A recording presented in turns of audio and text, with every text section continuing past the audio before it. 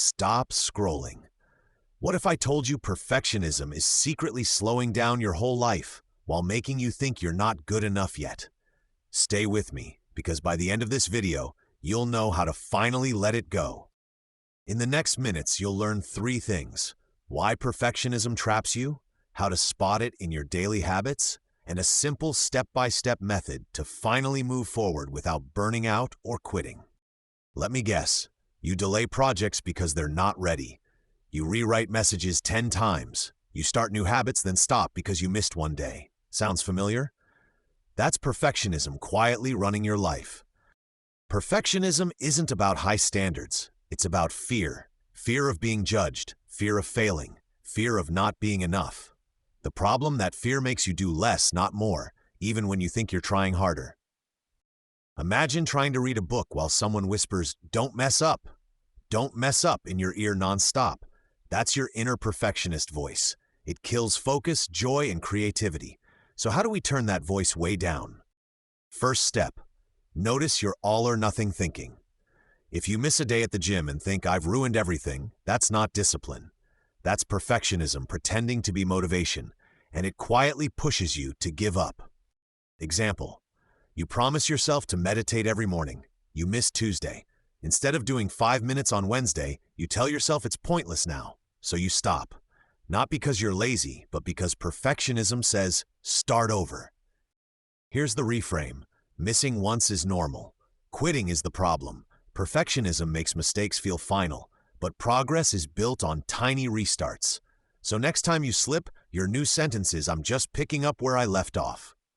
Second step, redefine what good enough means. Right now, you might think only 100% counts, but what if 70% consistent beats 100% that you never actually finish? Done changes your life. Perfect stays stuck in your head.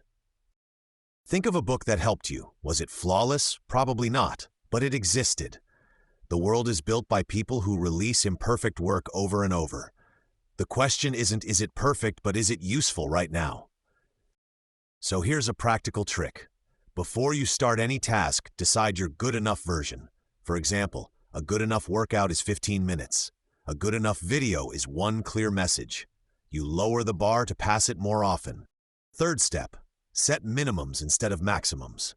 Perfectionism asks, "How much can I do?" Healthy habits ask, "What's the smallest version I'll still do on a bad day?" That tiny minimum keeps the habit alive when life gets messy.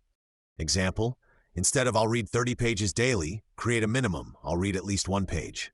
Most days you'll do more. But on tired days, that single page keeps your identity as someone who reads intact. Identity beats intensity. Fourth step, practice messy reps.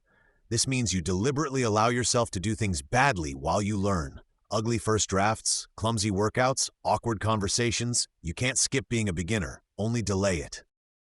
Try this. Set a timer for 10 minutes and create the ugliest version of what you're scared to start. An ugly plan, rough script, messy brainstorm. The rule? You're not allowed to fix anything until the timer ends. Chaos first, polish later. Fifth step, change your self-talk.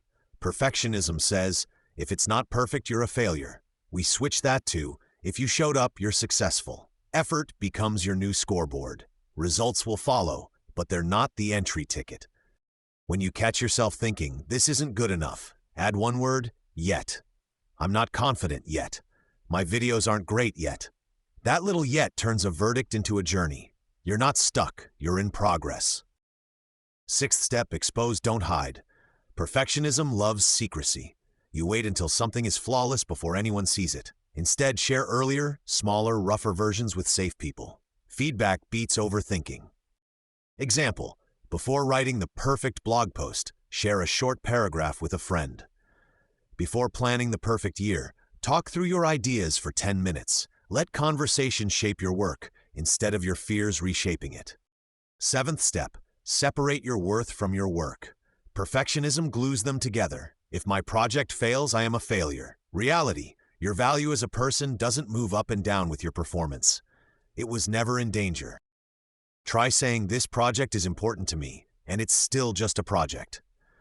That tiny distance lets you take bolder risks. You can be proud of your effort without letting the outcome decide if you're allowed to feel good. Now let's tie it all together. Letting go of perfectionism is not about becoming careless.